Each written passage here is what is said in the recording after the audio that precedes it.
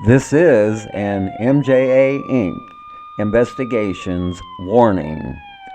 This MJA podcast is rated E for explicit. Some details of a case and language used on this podcast might be upsetting to some of our listeners. Listeners' discretion is advised. And for those who are still with us, kick back and enjoy the show.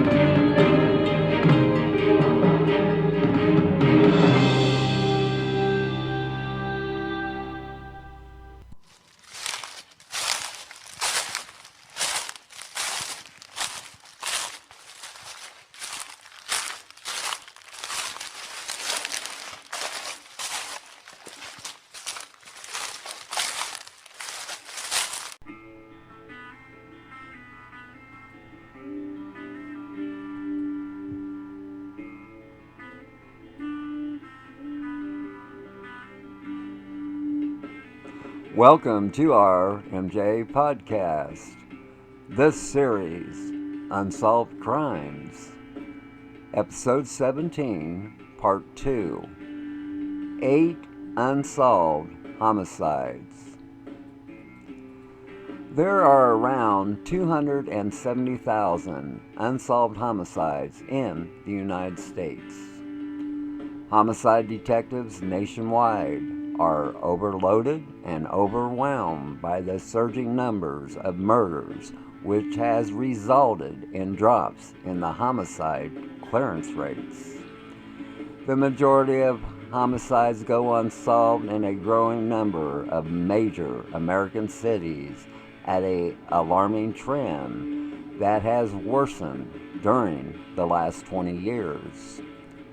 It has gotten so bad that some police agencies have failed to report some murders to the assigned agencies that keeps the statistics for murders and if they are solved or not.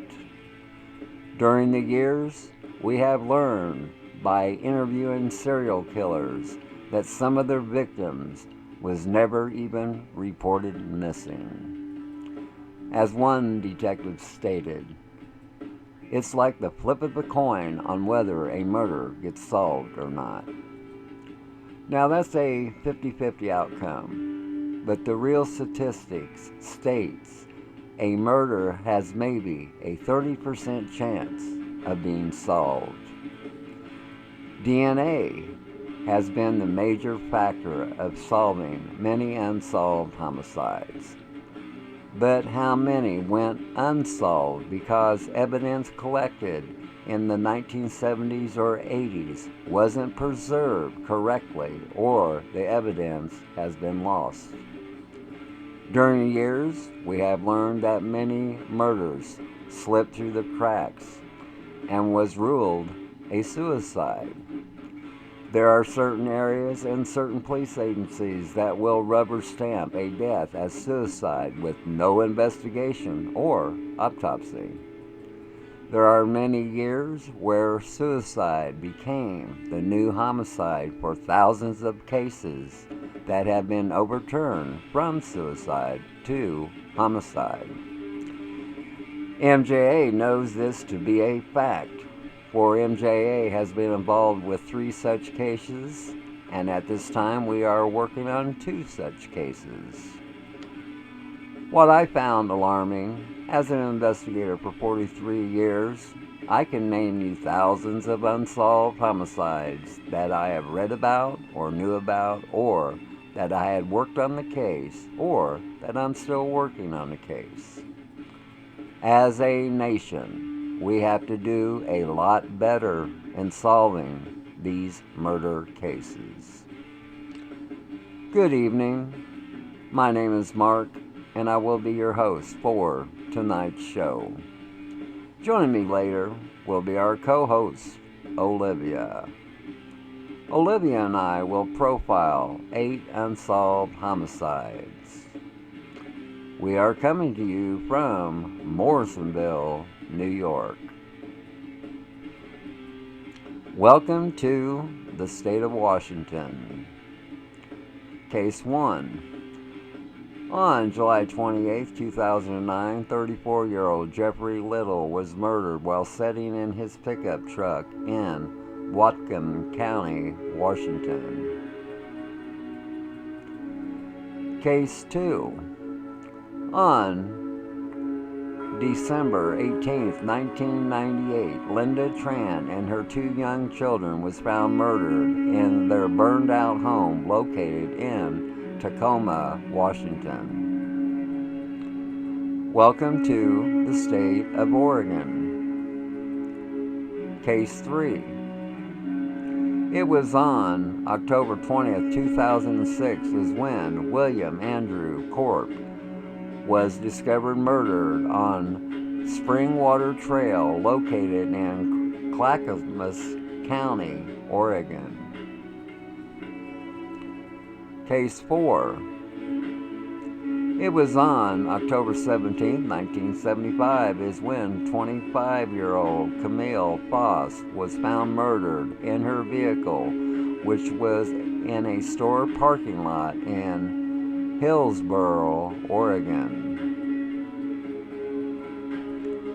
Welcome to the state of South Dakota. Case 5. On Friday night of September 17, 1992, 19-year-old Tammy Hass was at a homecoming party when Hass disappeared and her lifeless body was discovered days later near Yanktown, South Dakota. Case 6. It was on the night of July 28, 2006 is when Victoria Eagleman disappeared, and on August 23, 2006, her lifeless body was discovered in a remote area of the Lower Bureau Indian Reservation in South Dakota. Welcome to the state of North Dakota. Case 7.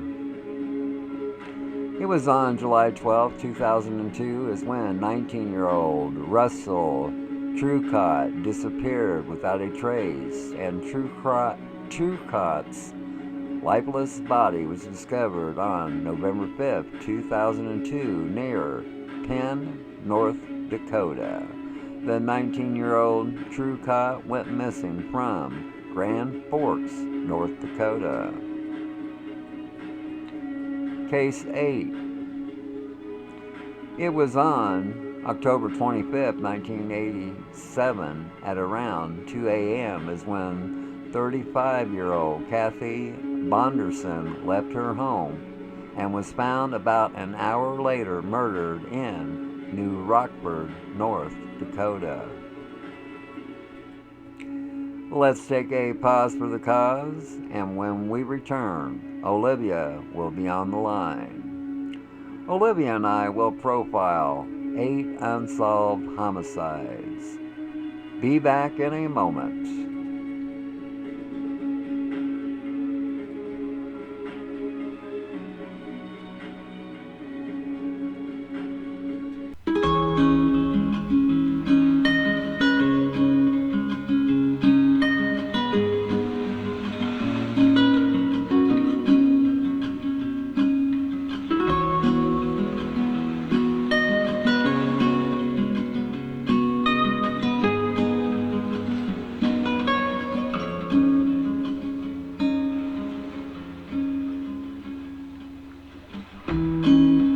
Searching in the dark, trusting every clue I found, but the truth has not been told. There's every corner of these woods is hollow. I can't see in the dark. Welcome to our MJ podcast, the series, Unsolved Crimes, Episode 17, Part 2, 8 Unsolved Homicides. We have Olivia on the line. How are you doing tonight? I'm doing good. How are you? I'm just fine. And are you ready to dig into these unsolved homicides? Yes. Welcome to the state of Washington. In 2019, it was recorded that the state of Washington has around 3,000 unsolved homicides from 1980 to 2019, with over half of those homicides happening in King County, Washington. Case 1. Welcome to Whatcom County, Washington. Unsolved homicide. It was on the evening hours of July 28, 2009, is when 34-year-old Jeffrey Little parked his truck down by the bridge near the roads of Massey and Emerson. The 34-year-old Little had just gotten home after working his rotation as a commercial fisherman in Alaska.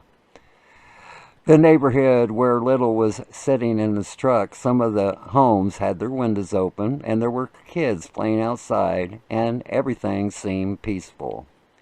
Then the neighborhood sights and sounds changed when several gunshots rang out into the night. Witnesses stated that multiple shots were fired at the pickup truck with the 34-year-old Little inside. The truck was hit multiple times, but the 34-year-old Little was shot 3 times.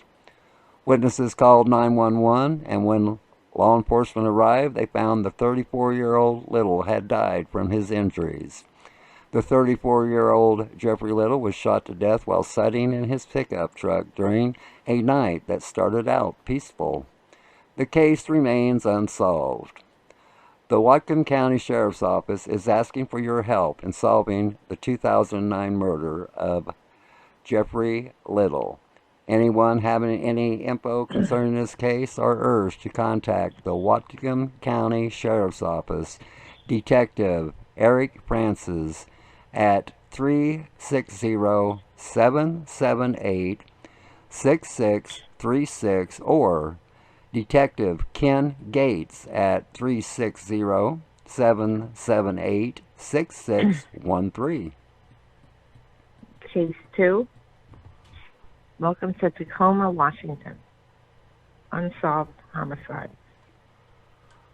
On December 18th, 1998, Linda Tran, who was 7 months pregnant with her 2 kids, 1-year-old Austin and 9-year-old Patricia, were at Linda's father's home when she got a phone call. Linda Tran told a family member that she got a call from someone saying they had Christmas presents for her kids. The caller asked to meet them at Linda's house, but Linda Tran didn't say who the caller was. That was the last time Linda Tran's family saw her and her 2 children alive. Later during that day, Linda Tran's Tacoma, Washington home was on fire. When the firemen arrived on the scene, they discovered the dead bodies of Linda Tran and her 2 children, Austin and Patricia. What investigators have put together is when Linda and her children arrived at their house, someone lured them inside. This person was seen outside yelling with a baseball bat. Short time later, the home exploded, and that same person was seen running away into a getaway car. The crime scene was extensive, and the explosion was very violent. It separated the roof from the inner walls and caused a large fire, which destroyed most of the evidence. The bat believed to have been used in the murder was recovered by detectives and was sent in for DNA testing, but no leads came from it. Police are also exploring what happened to Linda Tran the night before she was murdered. At around 8 p.m. on December 17, 1998, Linda Tran had called a family member and said the back window was broken. At the time, they figured it was random attempted burglary, so they didn't think much of it. Detectives think it might be connected. It is possible someone wanted to send a message or lay in wait. Detectives also feel the killer is known to Linda Tran. They don't believe Linda Tran would have met a random person at her home from a phone call unless she knew this person. The case remains unsolved. If you have any info concerning this case, please call Tacoma Police Department at 253-287-4455. Welcome to the state of Oregon. In 2019, it was recorded the state of Oregon has around 1,889 unsolved homicides from 1980 to 2019. Case 3. Welcome to Clackamas County, Oregon. It was in the early morning hours of October 20th, 2006 is when William Andrew Corp was found murdered. Corp was found on Springwater Trail in the area of Southeast Johnson Creek Boulevard and Southeast Bell Avenue in Clackamas County. It seemed that William Andrew Corp was murdered while traveling down the Springwater Trail. William Andrew Corp was last seen alive in the early morning hours of October 20th, 2006. Corp's body was discovered dumped in Johnson Creek around 8:30 a.m. and Corp had been shot several times in the head. The neighbors in the area reported hearing gunshots at around 4 a.m. The case remains unsolved. Anyone with any info about this crime, please call the Clackamas County Sheriff's Office tip line at 503-723-4949. Case 4. Welcome to Hillsboro, Oregon. Unsolved homicide. It was on October 17th, 1975 when 25-year-old Camille Foss was found murdered in a vehicle, which was in a store parking lot in Hillsboro, Oregon. 25-year-old Foss was working as an office employee at a Sears store in Washington Square located in Hillsboro, Oregon. Wait a minute, my computer's flickering. On October 17, 1975, Camille Foss left work about 5 p.m. to take the store deposit to the bank. Around 6 p.m., the bank called Sears to ask about the deposit because the bank was getting ready to close. 25-year-old Camille Foss never made it to the bank. After other employees and law enforcement was notified of the situation, Sears employees took it upon themselves to search the store and parking lot for the 25-year-old Foss. A Sears employee found Camille Foss's body in her green 1969 Chevrolet Impala parked in the Sears parking lot. 25-year-old Foss had been shot twice in the upper body with either a .38 or a .357 Magnum revolver. Considering the crime likely occurred between 5 and 6 p.m. at such a visible location, it seems almost impossible that there were no witnesses to the crime.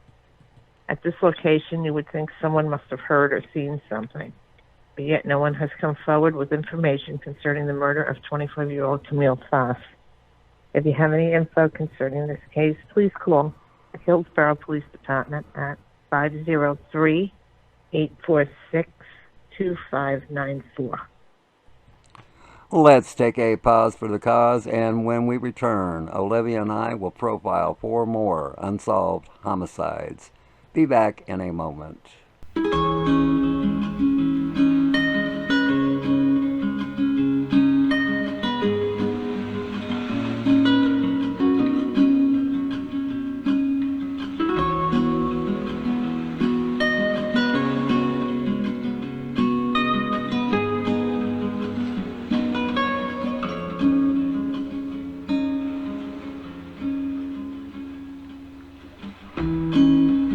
searching in the dark, trusting every clue I found.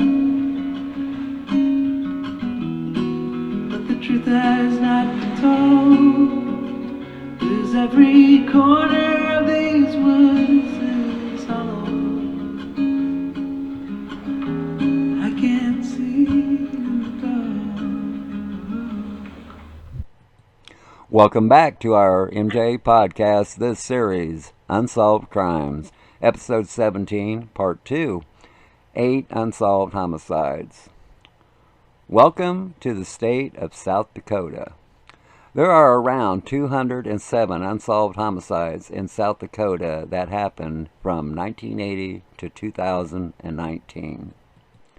Case 5. Welcome to Yankton, South Dakota. Unsolved homicide. On Friday night of September 17, 1992, 19-year-old Tammy Hass was just heading to a homecoming party with her boyfriend, Eric Stuckel, in Yankton, South Dakota.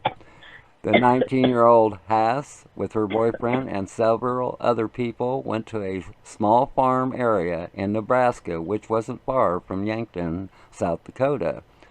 Despite countless witnesses, the events of September 17, 1992 is still uncertain. Some people say that Hass may have wanted to leave and her boyfriend, Eric, wouldn't allow her to leave. Others say an argument happened for numerous reasons. Despite the countless theories, that night the 19-year-old Hass seemed to disappear. Less than a week had passed when a golfer looking for lost golf balls discovered Tammy Hass's body in a ravine. This is not too far from where the party had occurred, just across the South Dakota border into Nebraska. The autopsy showed that 19-year-old Tammy Hass had died of a broken neck. There were other injuries that were not totally explained. Authorities believe the injuries to be a result of foul play. At the time, evidence showed the 19-year-old Hass had been in the trunk of a car and dumped in that ravine. According to what is known about the investigation, Eric Stuckel was questioned for hours and he denied everything. The only evidence they had was strands of Tammy Hass's hair found in the car. But after all, Tammy had been in Eric's car several times, for they were boyfriend and girlfriend. Eric Stuckel was charged with manslaughter in the death of 19-year-old Tammy Hass in Cedar County. Since Stuckel didn't confess and there was no direct evidence that he was involved, and there was no witnesses that could say that Stuckel murdered the 19-year-old Hass, Eric Stuckel was found not guilty by a jury of all charges. Since then, the murder case of Tammy Hass has gone cold. No new leads, no fresh evidence to point investigators down a path to answers. No resolution found in the decades that have followed. The case remains unsolved. If you have any info that can help bring justice for Tammy Hass and some type of closure for her family and friends, please call the Yankton Police Department at 605-668-5210. Case 6.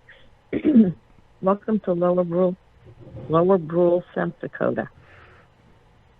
It was on the night of July 28, 2006, when Victoria Eagleman disappeared after a day of swimming with family and friends in Lower Brule, South Dakota. It took weeks for a search to take place once Vicki Eagleman went missing, and this was even with a history of being a victim to domestic violence. Vicki Eagleman was newly divorced and had recently moved into her mother's home on the Lower Brule, Lakota Indian Reservation, along with her 5 children. This was a temporary set up until Eagleman was able to figure out her next step. During this time, Eagleman had started dating Bernard LaRoche, or Sonny, as he was known to his friends. According to Eagleman's mother, it was a volatile relationship which left her daughter with multiple stitches and bruises on her body more than once. It was on July 28, 2006, when Vicki and Sonny spent the day swimming and drinking with family and friends on Laurel Brule, Lakota Indian Reservation along the Missouri River. That day, multiple witnesses recall seeing Vicki and her friends going to Lower Brule Lakota Indian Reservation to drink along the Missouri River. That night, Sonny arrives at Eagleman's mother's home to say that Vicki had dropped him off, but he didn't know where she was going. On July 29, 2006, Eagleman's sister returns home and reports that she hadn't seen Vicki that morning. She also shared that Vicki and Sonny had been arguing the previous day. When Sonny is questioned about Vicki's whereabouts, he says he hadn't seen her since he was dropped off. He dropped her off the previous evening. On August 3, 2006, Eagleman's mother reported her missing. It should be noted that Vicki's stepfather, her mother's husband, was a member of the tribal police. Later that month, Vicki Eagleman's glasses were discovered nearly a block away from their home. They were smashed and appeared as if they had been driven over. A ring Vicki Eagleman was known to wear was also discovered nearby. Both of these items were turned over to law enforcement. On August 22, 2006, the community organized a land and water search consisting of nearly 200 people. Eagleman's boyfriend, Sonny, did not participate in those search parties. People also noticed when Sonny was interviewed about Eagleman's disappearance, he referred to Vicki Eagleman in the past tense. On August 23, 2006, the second day of the search, Vicki Eagleman's naked body was found in a remote area of the Lower Brule Reservation, stuffed in a culvert. There was evidence of a blunt force trauma to the head. Clothing Eagleman was wearing was never recovered. No solid leads ever surfaced. In April 2007, the FBI and the Lower Brule Sioux tribe offered a reward for information in the Vicki Eagleman case. The case remains unsolved. If you have any info concerning the Vicki Eagleman murder, please call the FBI Pierce office at 605-224-1331. Welcome to the state of North Dakota. Since 1980 to 2019, there are 84 unsolved homicides in the state of North Dakota. Case 7. Welcome to Grand Forks, North Dakota. Unsolved homicide. It was on July 12, 2002 is when 19-year-old Russell Trucott disappeared without a trace from Grand Forks, North Dakota. It was on that day as when 19-year-old Russell Trucott was last heard from when he called his mother asking for money for a bus ride home. The 19-year-old Trucott never actually made it home that day or the next day or any other day after that. The 19-year-old Trucott had been missing for nearly 4 months when on November 5, 2002, his naked body was found near Penn, North Dakota. A farmer looking for a few stray cattle found Trucott's lifeless body in a tree row covered in leaves and frost. The 19-year-old Trucott's body was found 100 miles away from Grand Forks, North Dakota, near Devil's Lake. And autopsy information is being kept close to the vest. What is known is that the 19-year-old Trucott died from blunt force trauma to the back of the head. The FBI is investigating the possibility that a convicted murder and sex offender may have been involved in the death of 19-year-old Trucott. The 19-year-old Trucott was making his way back from a Rainbow Gathering music festival in Michigan when he went missing in North Dakota. The case remains unsolved. If you have any info concerning this case, please call the Grand Forks Police Department at 701-787-8000. Casey, welcome to New Rockford, North Dakota. Unsolved homicide. It was on October 25th, 1987, at around 2 a.m., and 35-year-old Kathy Bonderson left her home and was found about an hour later murdered in New Rockford, North Dakota. On that night, the 35-year-old Bonderson left her home after having an argument with her husband about their son. The son had snuck out of the house and had not come home. Bonderson's husband, Robert, had done a search for their son, but was unsuccessful. 35-year-old Bonderson was angry because she was late for work at the hospital, and she had to go search for her son. 1 hour later, on a gravel road north of town, near a railroad crossing, Bonderson's 1974 Ford Torino was found engulfed in flames. After the fire had been put out, Bonderson's body was discovered inside the vehicle on the passenger side. 35-year-old Bonderson's body was removed from the vehicle, and an investigation into the crash began. At first, this crash was ruled a tragic accident in which her car had swerved off the road and caught fire on its own. However, after some investigation, there seemed to be evidence that it was very unlikely Bonderson had been murdered and her car had been intentionally set on fire. There were tons of evidence supporting this, but the question remained, who did it? In 2005, the murder of Kathy Bonderson was given a second look. New autopsy on the body of Kathy Bonderson was performed, and they found concrete evidence of murder. New investigation into the death of 35-year-old Kathy Bonderson began. Once the investigation began is when Bonderson's husband, Robert, vanished. It wasn't long after that Bonderson's husband, Robert, took his own life in an isolated cabin. It is widely believed that Bonderson's husband killed her. The case remains unsolved. If you have any info concerning this case, please call the New Rockford Police Department at 701-947-5515. Olivia, is there anything you would like to add to any of these cases? Yeah, the one case, couple of them. That Haas case. Yes. It seems like a crime of passion, and I say that because her neck was broken, and usually that's intimate killing. That's what happened to Gabby Petito. That's why I'm saying that.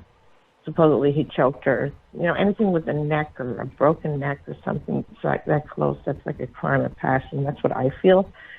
And that Tran case, I don't understand that. Those children, there's no mention of a husband. Was she married before or...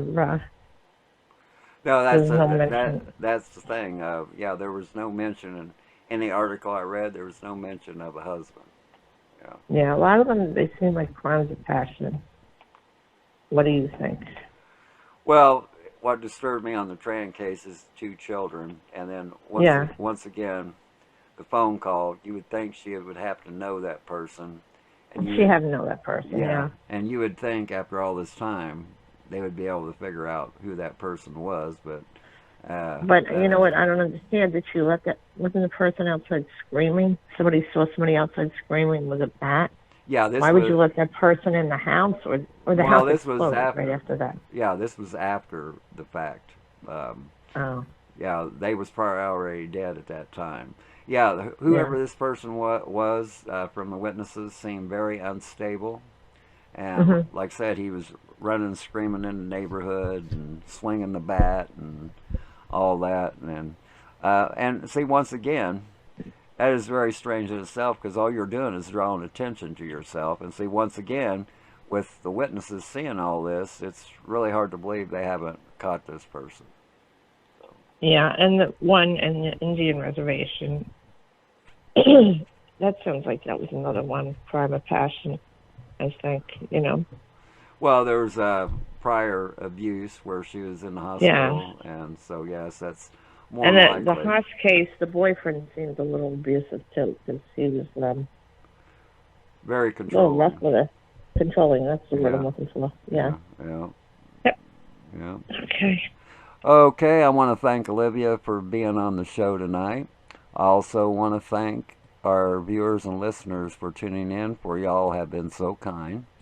I have a quote for you all. Hope begins in the dark. The stubborn hope that if you just show up and try to do the right thing, the dawn will come. You wait and watch and work. You don't give up. Anne Lamont. Always remember, folks, that if you ever get bored with nothing to do, well, take a walk deep into the woods. You might be surprised at what you might find. That's the end of our MJ podcast, this series, Unsolved Crimes. This has been episode 17, part 2, 8 Unsolved Homicides. And we say to you all, Good night from Morrisonville, New York, located in the Adirondack Mountains.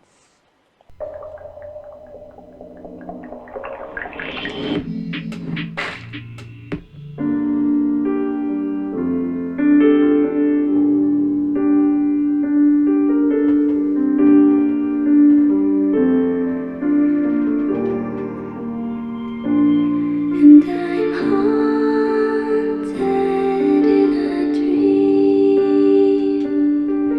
I don't know how long I've been asleep. I gotta wake up, but the cycle it just repeats. 'Cause I'm haunted in a dream. Letting go.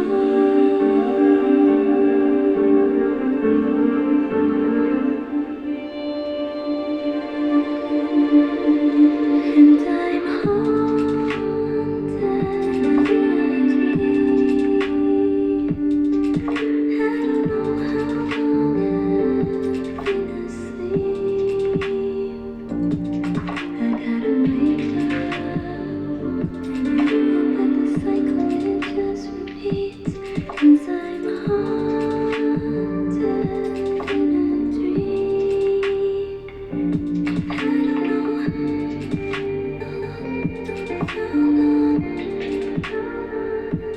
I don't know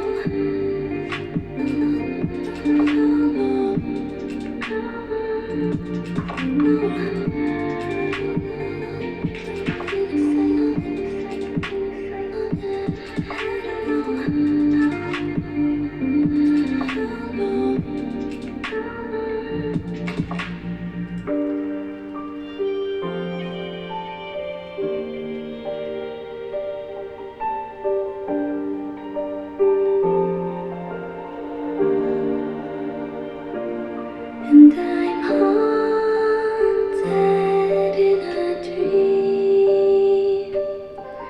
I don't know how long I've been asleep.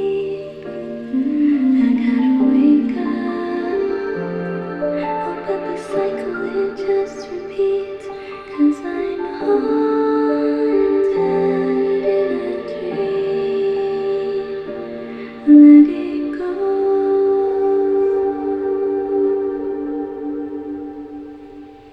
I don't know how